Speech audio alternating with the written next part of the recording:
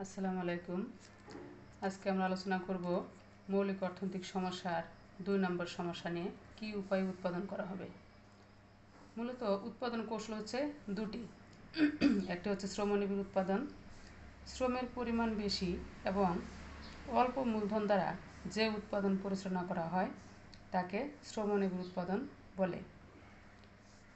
আবার পুঁজিনিবিড় উৎপাদন, পুঁজির পরিমাণ বেশি ও শ্রমের পরিমাণ কম দ্বারা যে উৎপাদন পরিচালনা করা হয় তাকে পুঁজিনিবিড় উৎপাদন কৌশল বলে। বিশিষ্ট চিত্রের সাহায্যে দেখা যায়, উপলব্ধি করা যায়। চিত্রে ও এক্স অক্ষ বরাবর লেবার এল এবং ও ওয়াই অক্ষ বরাবর ক্যাপিটাল কে দ্বারা চিহ্নিত করা হয়েছে।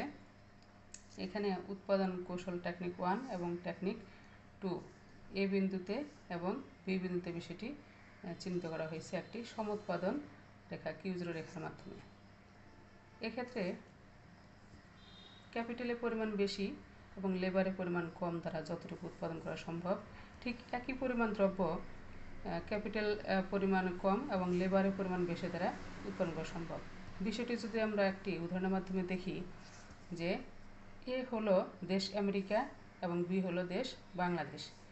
এক্ষেত্রে 40 একক ক্যাপিটাল এবং 10 একক লেবার দ্বারা এ বিন্দুতে উৎপাদন করলে যতটুকু দ্রব্য উৎপাদন করা সম্ভব, ঠিক একই পরিমাণ দ্রব্য 10 একক ক্যাপিটাল এবং 40 একক লেবার দ্বারা বি বিন্দুতে উৎপাদন করা সম্ভব। এখন উক্ত দেশকে সিদ্ধান্ত নিতে হবে ওই সম্পদ, বিদ্যমান সম্পদ এবং চলতি প্রযুক্তির সাহায্যে কোন দেশ কোন সিদ্ধান্তটি গ্রহণ করবে, তার জন্য কতটুকু যৌক্তিক, কোন সিদ্ধান্ত গ্রহণ করাটা তার জন্য যৌক্তিক। আশা করি তোমাদের ভিডিওটি কাজে লাগবে। কোনো কিছু জানার থাকলে অবশ্যই কমেন্টসে প্রশ্ন করবে, চেষ্টা করব উত্তর দেওয়ার। আজকে এ পর্যন্তই। সবাই ভালো থাকো। আসসালামু আলাইকুম।